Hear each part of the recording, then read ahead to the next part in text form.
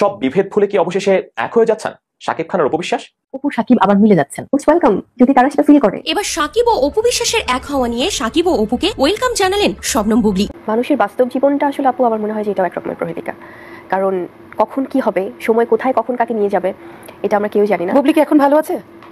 ভালো আছি। ভেতরের আত্মাটা কি বলছে বুবলি খুব ভালো, সুখী? ভালো থাকতে হবে আসলে। পুনরায় শাকিব খান ও অপু বিশ্বাসের এক হওয়ার কথা শুনে শাকিব অপুকে স্বাগত জানালেন শবনম বুবলি। প্রিয় দর্শক, আপনারা কিন্তু ইতিমধ্যে জানেন শাকিব খান অপু বিশ্বাসকে অনেকটা ভালোবাসে। শোনা যাচ্ছে শাকিব খান কিন্তু অপু বিশ্বাসকে নিয়ে পুনরায় সংসার শুরু করবেন। প্রিয় দর্শক, এই কথাটি শুনে এবার কষ্ট নিয়ে অপু বিশ্বাস এবং শাকিব খানকে স্বাগত জানালেন শবনম বুবলি। শবনম বুবলি বলেন, কপালে যেটা আছে সেটা হবে। প্রিয় দর্শক, আপনারা কিন্তু ইতিমধ্যে জানেন শবনম বুবলি আসলেই অনেক কষ্ট আছে। তার কাছ থেকে যখন জানতে যাওয়া হলো আপনি কি মন থেকে অনেক কষ্ট পাচ্ছেন, তখন শবনম বুবলি বলেন, না তেমন কিছু না। তিনি কষ্ট নিয়ে বলেন, শেহজাদকে নিয়ে আমি সুখে আছি, শেহজাদ খান বিড়ি আমার কাছে সব। প্রিয় দর্শক, আসলেই বুবলির যে কষ্ট, এটা থেকে আসলেই কষ্ট হয়, কারণ শেহজাদ খান বীরের বাবা থাকা সত্ত্বেও পাচ্ছে না কোনো বাবার আদর, যেটি বুবলির ভক্তদের আসলে অনেক কষ্টের। যাই হোক প্রিয় দর্শক, আজকে শবনম বুবলির মুখ থেকে তার কষ্টের কথাগুলো শুনবো, তো সম্পূর্ণ ভিডিওটা দেখতে থাকুন। তার আগে বলে রাখি, এখনো যদি চ্যানেলকে সাবস্ক্রাইব না করে থাকেন তাহলে অবশ্যই চ্যানেলকে সাবস্ক্রাইব করে অল নোটিফিকেশন অন করে দিন, এবং আপনাদের মতামত অবশ্যই কমেন্ট বক্সে জানিয়ে দিতে ভুলবেন না। যা পারেন আপনাদের মতামত অবশ্যই কমেন্ট বক্সে জানিয়ে দেবেন। তো চলুন সম্পূর্ণ ভিডিওটা দেখে নেওয়া যাক। অপু সাকিব আবার মিলে যাচ্ছেন। মোস্ট ওয়েলকাম যদি তারা সেটা ফিল করে। এবার সাকিব ও অপু বিশ্বাসের এক হওয়া নিয়ে সাকিব ও অপুকে ওয়েলকাম জানালেন শবনম বুবলি। Most welcome. শুধু তাই নয়, তাদেরকে পরামর্শও দিলেন তিনি। কি পরামর্শ দিলেন শবনম বুবলি জানাচ্ছে ভিডিওতে। যে তারা আবার একসাথে হয়ে যাচ্ছেন, সো এটা যদি হয় তাহলে আবার কেন গোপনীয়তা? সম্প্রতি এক ইন্টারভিউতে এসেছিলেন শবনম বুবলি, সেখানে সাকিবকে কেন্দ্র করে নানান কথা বলেছেন। সেখানে সঞ্চালিকা হঠাৎই শবনম বুবলিকে বলে বসেন, আমরা শুনছি সাকিব ও অপু নাকি আবার এক হয়েছে, এ বিষয় নিয়ে আপনি কি বলবেন? তখন বুবলি বলেন, মোস্ট ওয়েলকাম যদি তারা সেটা ফিল করে, কিন্তু এটাও কি আমার সিকিউরিটি? যদি তারা সেটা ফিল করে, কিন্তু এটাও কি আবার সিক্রেটলি? তখন সঞ্চালিকা বলেন, এটা তো সময় বলে দিবে। তখন বুবলি কিছুটা ক্ষিপ্ত হয়ে বলেন, গোপনে কেন? এছাড়া অপু বিশ্বাসের উদ্দেশ্যে বলেন, অপু বিশ্বাসের সঙ্গে যখন শাকিব খানের ডিভোর্স হয়ে যায় তখন অপু বিশ্বাস বলেছিলেন শাকিব খান নাকি সিঙ্গেল সেজে অনেক নায়িকার সঙ্গে প্রেমে জড়িয়ে পড়তেন, যে উনি সিঙ্গেল সাজিয়ে অনেকের সাথে প্রেম করাতেন। তাহলে আপনিই বলুন, এটাতে কি নায়িকাদের কোনো দোষ? কেননা একটা মেয়ে তো সবসময় চাইবে সিঙ্গেল কোনো পুরুষকে বা তার সাথে সম্পর্ক করতে, তাহলে তো এখানে মেয়েগুলোর দোষ নেই। তো উনি সিঙ্গেল সেজে প্রেম করলে তো মেয়েগুলোর দোষ না, দোষ তো শাকিব খানের। সবশেষ বুবলি বলেন, আমি অপুকে নিয়ে বলতে যাব না, যেহেতু আমি শাকিব খান আমার কাছের মানুষ, তাই শাকিবকে আমি উপদেশ দেব, তিনি যদি একান্তই কোনো সম্পর্কে জড়াতে চান সেটা গোপনীয়তা না করে সুন্দরভাবে সেটাকে সম্মান দিয়ে তিনি তার জীবনটাকে কন্টিনিউ করতেই পারেন। তো সেই মানুষটা যদি কোনো সিদ্ধান্ত নেয় সেটা একান্তই তার ব্যক্তিগত, কিন্তু তার মানে এই না যে আমাকে অপমান অপদস্থ করে তাকে আর একটা সম্পর্কে যেতে হবে। এই যে আপনি বলছেন তারা আবার এক হয়ে যাচ্ছে, তো এটা কেন গোপনীয়তা ভাবে করতে হবে? তারা তো এটা সম্মানের সাথে সবাইকে বলতে পারে, তারা আবার নতুন করে জীবন শুরু করতেই পারে। গোপনীয়তা রাখার তো কোনো মানেই হয় না। তারা তো বলতেই পারে যে আমরা কোনো একটা সিদ্ধান্তে যাচ্ছি, সম্মানের সাথে তাহলে আবার বলতে পারে, তাই না, যে আমরা কোনো একটা সিদ্ধান্তে যাচ্ছি। ঠিক এভাবেই সাকিব ও অপুকে স্বাগত জানালেন শবনম বুবলি এবং বললেন, যদি সাকিব খান ও অপু বিশ্বাস এখন, তাহলে সেটা গোপনীয়তা না রেখে সামনাসামনি তারা যেন এসে বিষয়টি ক্লিয়ার করে সম্মানের সাথে তাদের সম্পর্কটাকে স্বীকৃতি দেন। প্রসঙ্গত কালকে লাইভে এসে এসব কথা তুলে ধরেছেন শবনম বুবলি। বলা যেতে পারে সাকিবকে নিয়ে এক প্রকার বোমা ফাটিয়েছেন। সেখানে তিনি নানান বিষয়ে কথা বলেছেন। সাকিব খানের নারী কেন্দ্রিক বিষয়টিও তুলে ধরেছেন শবনম বুবলি। তিনি বলেছেন সাকিব খান নাকি বিভিন্ন নারীর সাথে সম্পর্ক করেন এবং পরে সেই সম্পর্ক আর কন্টিনিউ করেন না, এমনটা নাকি অনেকবার কানেও এসেছে শবনম বুবলির। আর এবার অপু বিশ্বাস ও সাকিব খানের এক হওয়া নিয়েও মুখ খুললেন তিনি উপদেশ দিলেন, তারা যদি এখন, তবে তারা সম্মানের সাথে সে সম্পর্কটার স্বীকৃতি দিক, গোপনে রাখার মানেই হয় না। মানুষের বাস্তব জীবনটা আসলে আপু আমার মনে হয় যে এটাও একরকমের প্রহেলিকা, কারণ কখন কি হবে, সময় কোথায় কখন কাকে নিয়ে যাবে এটা আমরা কেউ জানি না। বুবলি কি এখন ভালো আছে? ভালো আছি। এটা কি বুবলির মুখটা বলছে? ভেতরের আত্মাটা কি বলছে বুবলি খুব ভালো, সুখী? ভালো থাকতে হবে আসলে। কেন? ভালো থাকতে বীরের জন্য নাকি নিজের জন্য? আমার মনে হয় যে আমার সন্তান শেহজাদ খান বীর, শেহজাদের জন্য আমাকে ভালো থাকতে হবে, আমার জন্য ভালো থাকতে হবে।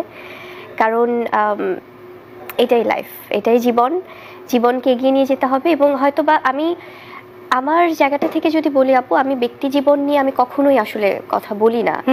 2016 থেকে 2022 একদম শেষ পর্যন্ত যদি সবাই খেয়াল করে, কিন্তু কিছু পরিস্থিতি আমাকে হয়তো এমন জায়গায় নিয়ে এসেছে যেটার জন্য বেশ কয়েকটা প্রোগ্রামে হয়তো বলতে হয়েছে তাদের জিজ্ঞাসা থেকে, যে তারা কিছু বিষয় যখন দেখেছে বা অনেকভাবে তারা ফেস করেছে, তখন হয়তো বা আমাকে জিজ্ঞেস করেছে, এই জন্য আমার বলতে হয়েছে। বাট আমি সবসময় যে কাজটাই ফোকাস থাকুক। তবে এই মুহূর্তে আমার মনে হয় যে এখন বর্তমান অবস্থা যদি বলি, যে ডেফিনেটলি আমি শেহজাদকে নিয়ে ভালো আছি, আমার কাজ। বুবলি, আপনি বলছেন জীবনের বেস্ট প্রহেলিকা, তাহলে কি ওয়েস্ট করা হয়েছে বিয়েটা?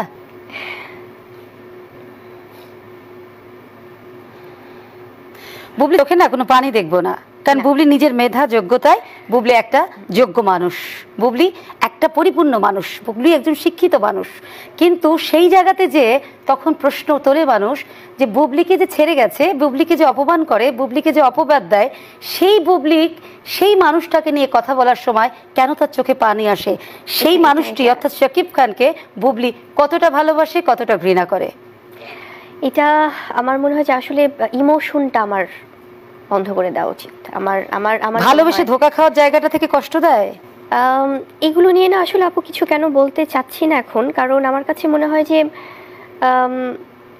কিছু বলার নেই আসলে। কারণ যে মানুষটার আমি যদি আমার ব্যক্তি মানুষের কথা বলি, কি বলবো, হয়তো বা আপনারা যখন জিজ্ঞেস করেন বা কোনো কিছু হয়তো আমি ইমোশনাল হয়ে যাই, কারণ আমার চোখের সামনে তো অনেক কিছু ভেসে ওঠে। এই অভিনয় কি উনি এরকম কাঁদতে পারে? সেখানে কি গ্লিসারিন দিতে হয়? সে মানুষটা এত সফট না, সেজন্য বলেছি বুবলি আজকে কোনো চোখের পানি দেখাবে না। বুবলির কান্না আমরা কখনোই দেখতে চাই না, কারণ যে কোন মানুষ চ্যালেঞ্জ নিয়ে যারা এই যে ভাঙনের মুখ থেকে গড়ে গড়ে বড় হয় না, সেই মানুষগুলো খুব লড়াকু হয়। তো বুবলি তার কম বয়সে লড়াইটা দেখেছে এবং জীবনের ভাঙনটা দেখেছে। ভাঙতে ভাঙতে বুবলি প্রহেলিকার সামনে এসে দাঁড়িয়েছে। সবচেয়ে বড় কথা, সেই জায়গাতে আমরা জানতে চাইবো না, আর সবচেয়ে বড় কথা আমরাও দেখতেও চাইবো না যে মানুষ ছেড়ে যায়, যে মানুষ চলে যায়, তার জন্য বুবলি অযথা চোখের পানি ফেলে। বুবলি কি মনে করে সে ফিরে আসবে কার চোখের জল দেখে? বুবলি কি ফিরে যেতে চায়? আমি আমার শেহজাদকে নিয়ে থাকতে চাই, আমি কাজ নিয়ে থাকতে চাই। কারণ সম্মানটা খুব বড় বিষয়, যেখানে আসলে যে কাজটাই করি আপু, ওই আমার পৃথিবী, ওর সাথে আমার সব কানেকশন। এবং আমার তো চলচ্চিত্র পরিবারটা আমার একটা দায়বদ্ধতার জায়গা। তারা আমাকে এত দিয়েছে, এত ভালোবাসা দিয়েছে, আমার অডিয়েন্সের কাছে এতভাবে পৌঁছে দিয়েছে। তো সেখান থেকে তো আসলে আমি যদি খুব ইমোশনাল হয়ে ভেঙে পড়ি, আমার মনে হয় এটা নিজের সাথে নিজের ইনজাস্টিস হবে না। মানুষের সরলতা থাকুক না কেন, সরলতার একটা বহিঃপ্রকাশ তার চোখের জল। চোখের জলটুকু না থাকলে, তো পানিটা না থাকলে মানুষদের সরল আছে, তার বিরুদ্ধে আবেগ, ইমোশন, বুবলি আবার ভালোবাসতে পারে, বুবলি আবার প্রেমে পড়তে পারে, তাহলে তো এই সম্ভাবনাগুলো থাকবে না। বুবলির জার্নিটা তো কেবল শুরু হলো। বুবলি তো খুব ছোট মানুষ, বুবলি তো পুরোটা জীবন পড়ে আছে, ব্যক্তি জীবন, চলচ্চিত্র জীবনে পড়ে আছে, ব্যক্তি জীবনটাও পড়ে আছে। সুতরাং ভেঙে পড়া বুবলিকে না, খুব ঘুরে দাঁড়ানো শক্ত বুবলিকে এদেশে মানুষ দেখতে চায়, দর্শক দেখতে চায়। কারণ বুবলিদের তো দুটো ক্যারেক্টার থাকে, একটা পদ্মার চরিত্র, একটা বাস্তব জীবন। আমরা সবসময় মনে করি কি বাস্তব জীবনের বুবলিটা ওই রকম চোখের পানি আর ফেলবে না। একদমই, হ্যাঁ একদমই তাই। কারণ আমার অনেক দায়িত্ব, আমার অনেক দায়িত্ব, পরিবারের আপনার দায়িত্ব আছে, আমার নিজের দায়িত্ব যেমন তেমনি। কারণ আমাদের সোসাইটিতে হয় কি আপু, যে কোনো কিছুতে হয়তো সব কিছুর আগে মেয়েদের উপর আসে। এটা আমাদের একটা প্র্যাকটিস বলবো না কি বলবো, কিন্তু এটা আসলে হয়ে আসছে। কেউ ছেড়ে গেলেও, ছেলেরা ছেড়ে গেলেও মেয়েদের দোষ, এটাই মানে সবাই ছেড়ে গেলে মেয়েদের দোষ হয় কেন? এটাই আসলে সমস্যাটা কোথায়? ছেড়ে যাবেন আপনারা, দোষ দিবেন মেয়েদেরকে, মানে কি? যে ছেড়ে যায় হ্যাঁ, তাকে চলে যেতে দিন না কেন? তার মানে সে তো আমার কোনোদিন ছিলই না। আপনি রাইট, কেন না তাকে ধরে রাখতে চান কেন? দুরকম কথা কেন বলবেন? যে ছেড়ে চলে যায় তাকে চলে যেতে দিন। ওখানে আছে কি মাহফুজ, ওইখানে নারীদের একটা দুর্বলতা আছে। কারণ নারী যদি সত্যিকার অর্থে কাউকে ভালোবাসে, সে যত বড়ই ক্রিমিনাল হোক না কেন, মনের মধ্যে ওই ছবিটা, ভালো লাগার ছবিটাতে পুষে রাখে।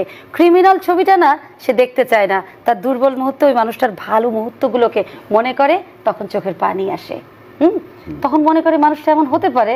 মাহফুজ আমাকে এত কথা দিয়েছিল, এত হাত রেখে কথা বললো, এত ভালোবাসার কথা বললো, সে আমাকে এত স্বপ্ন দেখালো, লোকটা বিশ্বাসঘাতক, এটা করতে পারলো? চোখের জল দুই রকম হয়, একটা ফেক নো, একটা হয় নরম, হ্যাঁ যেটা আবেগ থেকে আসে, হ্যাঁ আর একটা হচ্ছে দ্রোহ, প্রতিবাদ থেকে কিন্তু চোখের জল আসে। মেয়েদের দুটো চোখের জলকে রপ্ত করতে হবে এবং ভাষা জানতে হবে। খুব কঠিন কথা বলেছে। প্রিয় দর্শক, সম্পূর্ণ ভিডিওটা দেখার জন্য ধন্যবাদ। এখনো যদি চ্যানেলটিকে সাবস্ক্রাইব না করে থাকেন তাহলে চ্যানেলটিকে সাবস্ক্রাইব করে অল নোটিফিকেশন অন করে দিন এবং আপনাদের মতামত অবশ্যই কমেন্ট বক্সে জানিয়ে দিতে ভুলবেন না। তো চলুন সম্পূর্ণ ভিডিওটাই শেষ করা যাক।